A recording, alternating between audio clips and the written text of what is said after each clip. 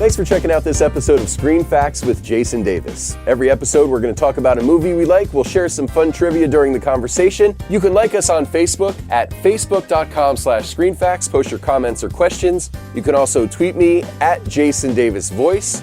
This podcast is a production of Jason Davis Voiceover. Please visit jasondavisvoice.com for information about voiceover services for commercials, internet and corporate videos, e-learning, phone messages, and more. Joining me for this episode, my good pal, Brian the Blazer Berkowitz. That's right, Bob. What kind of mic is this today? It's a lavalier mic. Is it lavalier? The clip-on mic. Is this breaking the fourth wall by saying that we're wearing mics? Who gives a shit? Let me ask you this. Does anybody else come dressed as formal as I do for an episode of Screen Facts? Never. But you're coming right from court. So. I am. I was coming from court today. www.berklaw.com. That's my website. Thanks, man. BERKlaw.com. I always feel like I got to spell it. Really get technical. Plus, it's also .net too. Oh. Ooh, you got both you like that, right? domains. Very nice. Very exciting. So great to be here today. This is one of my favorite things to do is to see you, record an episode with you. And I'm very happy about the movie that we picked today as well. I am too. And the reason I am is because I am a huge fan of this guy. So let's just jump right in. We're talking about Dogma for this episode. Not Chasing Amy? No, I'm just kidding. We could do that down the road, though. That's a great movie, too. That's a great one, too. So are you a big Kevin Smith fan? I am a huge Kevin Smith fan. In fact, he's been directing episodes of The Flash and Supergirl and the TV show. A lot of similarities, except he's skinny now and I'm not. But I'm enjoying everything Kevin Smith. When I first saw Clerks, what year did Clerks come out? 94? Yeah. I hated it, couldn't even sit through it. Really? And I thought it was the worst movie I'd ever seen in my life. I didn't really give it the chance. And when I was in law school, everybody was talking about it. That was fall of August, September 95 when I started. And people quoting it and all these things. So I finally gave it a shot. I'm like, how did I not like this movie? It was the greatest thing ever. Mallrats, Chasing Amy. I mean, this is... I'm a huge Kevin Smith fan. Everything. I like it when he does these spoken word things. I don't listen to his podcast that much, but everything he does, I'm a fan of. I enjoyed him when he was on Chris Jericho's podcast, but yes, huge Kevin Smith fan. Yeah, me too. I'm a huge fan of his work, but I'm a huge fan of him. Me too. Because he's always very positive and he's always very encouraging. Is he basically one of us that he seems like... Well, he's from Jersey. That's true. And he's definitely, you take the guy out of Jersey, but you can't take the Jersey out of the guy. He always talks about that. He's lived out in California for years now, but he's still very much connected to New Jersey. He's got a store in New Jersey. Jay and Silent Bob's Secret Stash in Red Bank? Yep. One of the things I like about him is, first of all, I love his social media presence. Yes. I like that he's a great writer. Even when he's writing, he never writes two sentences. He always writes something great. I saw just recently he performed the wedding of someone I think that did his hair and makeup in the movies and stuff like that. It seems like if you're in with him, you're in for life. And I guess maybe that's a good segue into the movies because think about his cast of characters that he has in these movies. And also his friendship with Jay Muse. Talk about a loyal guy. And we're going to get into that when we talk about this movie because some stuff was going on in Jason Muse's personal life at this time. It's well documented, so I'm not talking shit or anything because I'm a big fan of Jay Muse as well. Me too. By the way, if you get a chance, he directed a movie called Madness in the Method. Great. Fantastic. All right. Especially if you're a Kevin Smith fan, you got to see it. Part of the reason that you and I are sitting here right now recording this is because Kevin Smith is very encouraging of people to go out and create stuff. When I first started doing this podcast, it was a lot of fun in the beginning. At some point, it started to feel like work too much. Okay. We were putting in a lot of effort and not a lot of people were hearing it, and that was sort of frustrating to me. And then I said, you know what, who cares? For me, it's just a great excuse to get together, and it's fun to create and put something out there. And that is definitely something that I'm getting from following Kevin Smith because he really encourages people to just create something. And I think we've done some podcast gold. You and I, you and Sue, you and Tim, everybody else you've had on, Eric, everyone else you've had doing these. There's always some great moments. I've had some where, I think the second one we ever did, Beverly Hills Cop, I didn't expect much from it. I've listened to it maybe in the past year. It's pretty good. And like I said, this is an interesting movie because, how would you classify this movie? Is it a comedy? What do you think? Oh, absolutely. So I'm going to tell you a little story about this movie, if you don't mind. The movie came out in, 99, correct? Yeah, November 12th, 1999, the 20th anniversary, hard to believe, coming up. I had lost a good friend. My friend Virgil died at the end of 1999. Okay. And I was feeling down. And I went with a friend of mine, went and saw the movie. I found inspiration in the movie. I know it sounds crazy because it's supposed to be a comedy, but there was a lot of spirituality in it and feeling good about things and faith. Right. and things that you may or may not have at certain times. And I think the movie had a lot of discussions about faith and belief.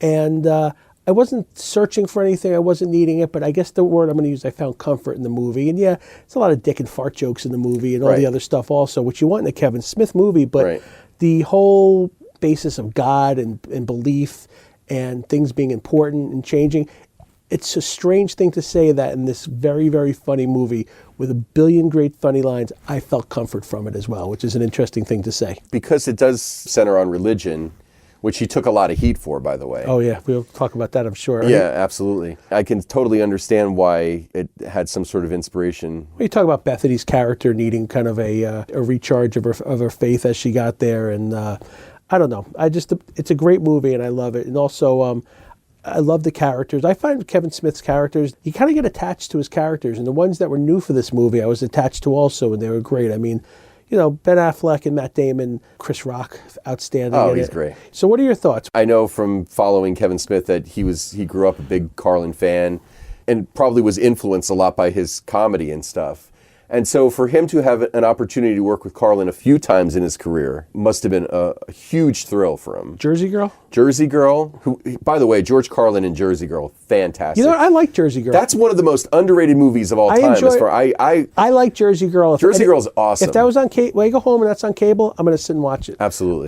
I agree 100%. Great chemistry. Everything was fantastic in it. He was also in Jay and Silent Bob Strike Back, right? Right. He's in this. I think that's it as far as Kevin Smith movies, but still. But he's awesome, and it's a pretty good. It seemed like there was a lot of mutual respect between the two of them. If you've been in that many movies with him, I'm getting a new appreciation for George Carlin as I get older. I read like his Brain Droppings book, and I say read, it was on a coffee table, read a few pages at a time. But I really feel like I have a lot of a George Carlin education to get. I liked him in the movie at all. What did they say about him that he didn't want to take off his wedding ring in the movie? I think what happened was his wife had just passed away. Okay. And he had a wedding ring on and didn't want to take it off, so they put a Band-Aid on it. I thought that was kind of an interesting screen fact. Yeah. Just the fact that George Carlin plays a cardinal is hilarious. Well, and then the whole thing with Buddy Christ and, you know. And that really grew legs, that Buddy Christ thing, right? We've seen him in Jay and Silent Bob. I read somewhere that that's like the biggest selling product they have at their store. The Buddy Christ, right? Yeah, so, I mean, it's a little blasphemous, I guess. I don't want to touch the third rail here because I agree. And I don't, you know, it's funny. I don't know if just because somebody, I think the world is too serious right now. Absolutely. And I think that we ask this question a lot. Could this movie have been made today? Probably not. Probably not. And it's unfortunate because she's working in an abortion clinic. Yeah, it holds up wonderfully. It hasn't been 100 years since I've seen it, but it's been a while since I'd seen it. Agreed. It still holds up. It still makes me laugh. You know, it's amazing how they say less is more about the character of Silent Bob. Well, you know the story why Kevin Smith is Silent Bob, right? I may not. Let's hear it. When he was making Clerks, originally he was going to play Randall in Clerks. Okay. And that's why Randall has all the best lines. When he started making the movie, he realized, well, I'm not going to be able to act and direct and write and do everything all at once, you know, memorize all those lines. So that's, you know, when Jeff Anderson came in to play Randall. So Silent Bob was kind of born because he just didn't want to have to memorize any dialogue. It's interesting. I always wondered when they're filming a movie and the director is acting in it, is the assistant director yelling action and cut? I don't think so, actually. You think he's saying action and then just goes into it and says cut when it's done? Yeah, it's probably very difficult to direct and act at the same time because you're probably doing 50% of each thing. Yeah, you know? it's pretty weird about it. So are we, I wonder, are we going off on too much of a tangent? Are we not talking about the movie? No, that's fine. That's what to me, it's all about like celebrating everybody involved in the movie too. It's not just about the movie. And I love everybody involved in this movie. So what's your favorite part of the movie? What do you like the best? I love his writing. I love his style of writing. His dialogue. Yeah, it's awesome. My favorite part of the entire movie. Alan Rickman. Alan Rickman was so good. But not my favorite part of the movie though. You know, I think you and I agree on a lot of things. I think the superhero genre of movies is not your favorite. I'm not as emotionally invested in that stuff because I didn't grow up reading comic books and stuff. That's me. I'm emotionally invested, but my favorite... Were you a comic book guy? Huge. Still am. I don't collect like I used to, but my whole life, from the time I was a little kid up until maybe 1995, I have a beautiful comic book collection, and I haven't even looked at them in years. I hope they're still in good condition. And I hope my kids haven't gotten to them. That's really all I got to worry about. No, they haven't. I'm just teasing. But so my favorite part of this movie is the Jay and Silent Bob superhero team when Bethany is getting attacked by those 3 demon guys. Oh, yeah. And she's getting beat up. And then just the way they film at the camera angle and they're coming in and kicking everybody's ass. It almost reminds me a little bit of Dom DeLuise, Captain Chaos a little bit, because these guys, you wouldn't expect them to be ass kickers, but they've definitely kicked their fair share of ass in their movies. Well, they beat up the Easter Bunny in Mallrats. Right.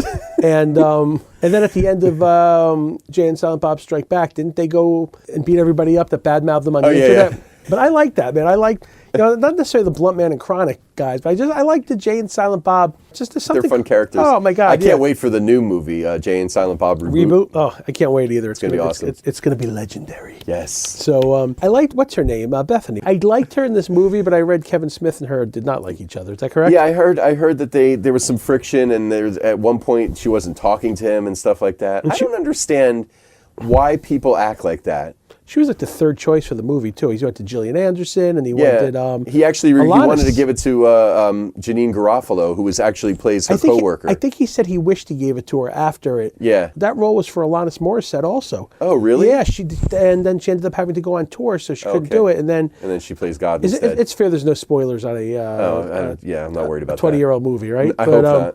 So that, if we're going to jump all over about the movie, then it's fine. I loved her as God in this movie. That was one of the things where I said it was comforting. There was something very comforting about her. Yeah. I love that she didn't say a word in it. Do you remember when she's like doing cartwheels and she's sniffing the roses and the flowers? And think about the God that she was. She disappeared once a month to play skee ball. Right, somewhere. Not only do I love Alanis Morissette, are you familiar with the song Still that goes in the credits on this? I wasn't before the movie. Possibly my favorite Alanis Morissette song. Okay. Basically just about people being horrible and God still loving everyone. I thought that was pretty cool. Let me ask you a question, because since we're talking about God and stuff. Are you a religious person? So let's see. I'm asking you a very specific question. Are you religious? I'm going to say no. Okay. And in other words, religious being following a strict set of rules rather than having belief. Like, you and I are both Jewish. Right. I mean, you're more Jewish than I am. I come from a Jewish family, but I haven't practiced Judaism. And I belong to a temple, and I'm educating my children that way. Okay. And I have a faith-based theory on religion, a belief in something, and that matters about being a good person and doing the right thing and being decent. You're more spiritual than religious. That's exactly the word you're doing. But when we belong to a temple, we have a very cool young rabbi that basically is able to engage. Because what's happening, organized religion is, the old ways are scaring people away. Young people don't want, at least in, there's certainly very religious communities that feel the way. What does George Carlin say in the movie? Christ didn't come back to give people the willies. Yeah.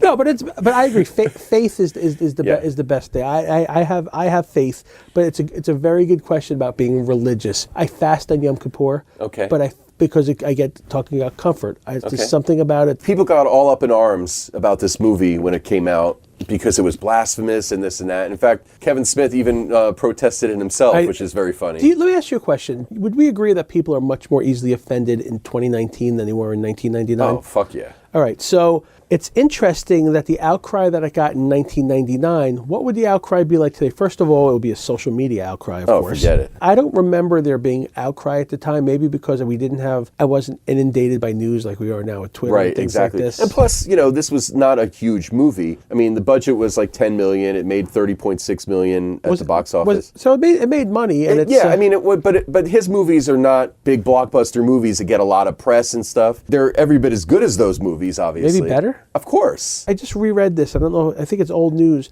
that Dogma is not on any stream. Did you read about that also? Yeah, and I was going to talk about that. You had told me that you were watching today while you were working. Yes, that's what we were. Yeah, so I wanted to get into that with you. So I was curious, were you sitting at your desk in your office doing it? So this is interesting. I own Dogma. I bought like whatever, a Criterion edition or one of those really good editions of it. I hate DVDs now. I hate having to play them. I really am a streaming guy on it. I like when we buy something for the kids. It's more convenient. Yeah, I like buying the one that comes with a DVD we keep in the car for the kids, and we got the digital code to watch it on Vudu or something. Right. You can't get this that way. It's not convenient for me to watch it on TV. It's more convenient for me to watch it in bed on my iPad. First thing I did was went on to YouTube to see it, and there was some version of it. And maybe you've seen these before, where the entire background is something else, like a light show, and then in the bottom corner, I saw that. Yeah, right. So I watched the whole movie on like that. So I started off watching it while I was doing the dishes. Then I watched some of it in bed. I watched a lot of it in my office today. I have a huge iMac. And that little screen wasn't so bad. Okay. And then when I left to go to court at 4 o'clock, I played YouTube and listened to it in the car, driving to court. And then I sat in the parking lot and watched a little bit more of it. And then part of the drive back over here, I listened to the last 15 minutes. Now, I've seen this movie 20 times. I always feel like... You wanted to have it fresh in your mind when you're talking about it. I feel like if I come here without watching, I'm unprepared, and I'm not doing me a favor, you a favor, or your audience a favor. So this movie was bought outright by the Weinstein brothers. Because Disney thought it was too racy for them to put out. Right. So he bought it. They bought it themselves. They bought it themselves, and then they had the distribution for Lionsgate for the theatrical release, and then I think Sony for video or something. Right, and then the Weinsteins aren't doing so great right now. Well, the Weinsteins are not doing so great right now, but also all these streaming platforms didn't exist back then. Right. So there's probably no. So there was no rights worked out for that. So this movie is essentially in limbo, and if you don't own a copy of this now, you're kind of shit out of luck, unfortunately. You know, one of the interesting facts I saw is that when he was sitting on the train, was he reading USA Today? Yep. And I guess he met his wife when she interviewed him for USA Today. So I thought that was kind of interesting. Have we even not really talked about Alan Rickman? Yeah, we haven't really gotten into how Alan Rickman was cast. So he and I guess Scott Mosier, who's produced most of his movies, found out that Alan Rickman was a fan of Chasing Amy. That gave them a little bit more confidence to approach him about being in this. Because he's really an actor's actor, and it's almost like... Yeah, he's like Shakespearean trained and the whole thing.